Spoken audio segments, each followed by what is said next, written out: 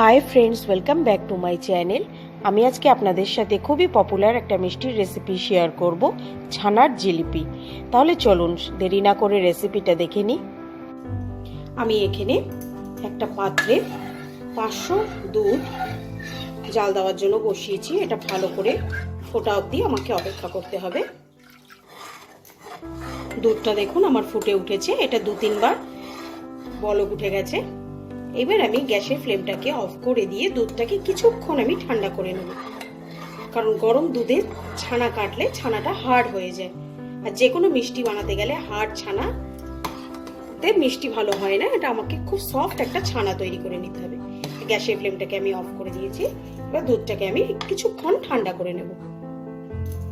দুধটাকে আমি 5 মিনিটের মতো একটুখানি ঠান্ডা করে নিয়েছি। এইবার আমি একটা পাতিলেবুর রস আর সামান্য একটু জল মিশিয়ে রসটাকে আমি একটু পাতলা করে নিয়েছি।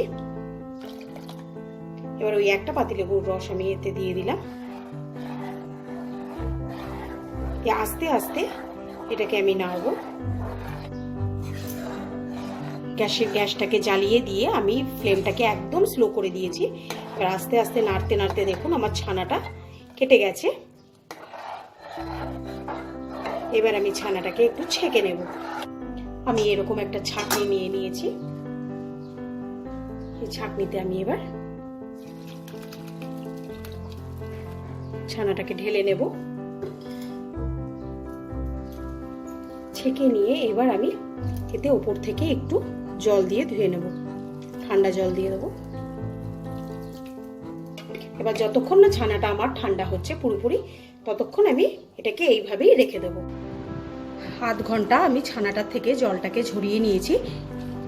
এবার আমি এতে 1 টেবিল চামচ সুজি, যেটা কিনা আমি একটু জলে ভিজিয়ে রেখেছিলাম, সেইটা দিয়ে দেবো।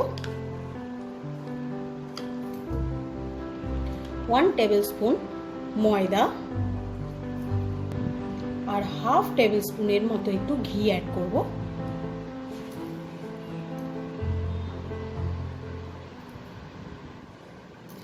দিয়ে এটাকে খুব ভালো করে আমি হাত দিয়ে মেখে নেব।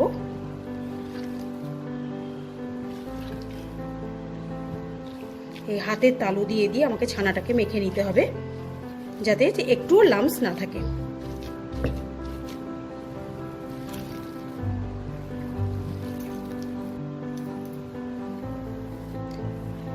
ছানাটাকে আমার খুব সুন্দর করে মাখা হয়ে গেছে। এবার আমি এটা থেকে এরকম ছোট ছোট গোল করে নেব। প্রথমে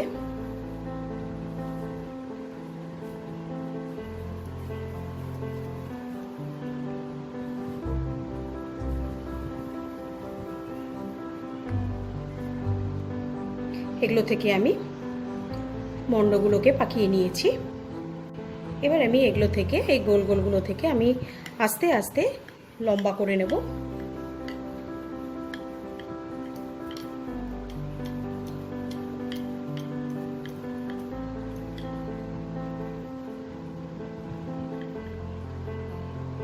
এবার ঘুরিয়ে ঘুরিয়ে আমি জিলিপির মতো বানিয়ে নেব।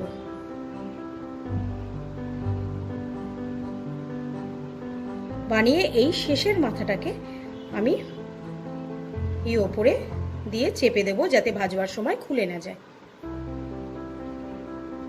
এভাবে আমি সবগুলোকেই বানিয়ে নেব।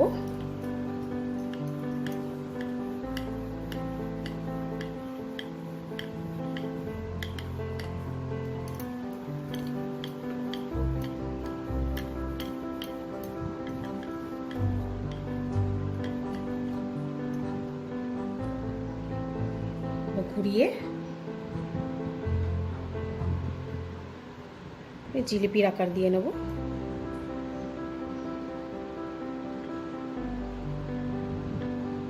এভাবে আমি প্রত্যেকগুলোকে বানিয়ে নেব। আমি এখানে এবার সুগার সিরাপটা বানানোর জন্য একটা প্যান বসিয়ে নিয়েছি। এতে আমি 1.5 কাপের মতো চিনি দেব, আর 1 কাপ আমি এতে চিনি দেব। দিয়ে এটাকে ক্রমাগত আমাকে নাড়তে হবে যতক্ষণ না চিনিটা আমার পুরোপুরি গলে যাচ্ছে। চিনিটা আমার পুরোপুরি গলে গেছে। এবার এতে আমি 3টে এলাচ দিয়ে দেবো, ফাটিয়ে দিয়েছি। এটা আমি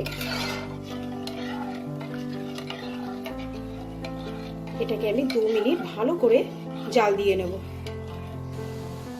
চিনিটা জাল দিতে দিতে আমাকে দেখে নিতে হবে, এরকম আঙ্গুল দিয়ে দেখবো যদি চিটচিটে হয় তাহলে মানে আমার শিরাটা হয়ে গেছে। আমার এটা এখনো হয়নি, এটা আরেকটু জাল হবে।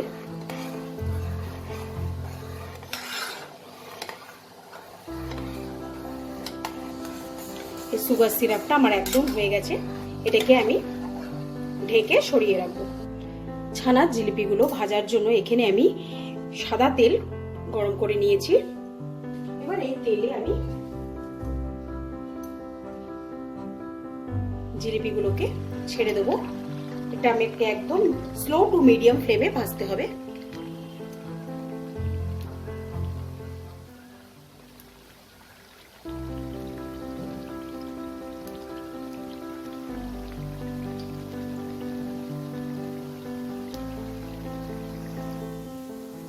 জিলিপিগুলোকে আমাকে উল্টে পাল্টে লাল করে ভেজে নিতে হবে।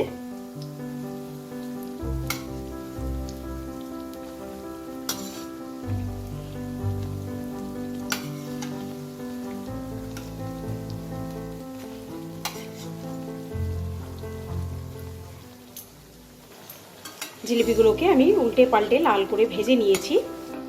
এবার আমি আরেকটা গ্যাস ওভেনে আমি শিরার রসটাকে গরম করতে দিয়েছি।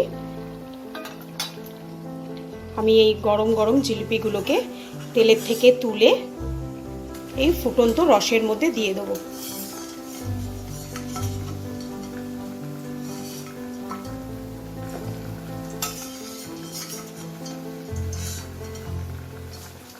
আর যেটাতে রস ফুটছে সেটার ফ্লেমটাকে আমি একদম সিম করে দেবো। এটাকে আমি 2 থেকে 3 মিনিট আমি এরকম রসে ফুটিয়ে নেব। আর এই গ্যাসে আমি আরো কিছু জিলিপি যেগুলো বাকি আছে ওগুলোকে ভেজে নেব।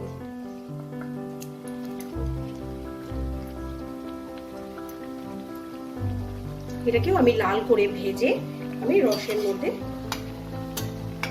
2 থেকে 3 মিনিট আমি ফুটিয়ে নেব।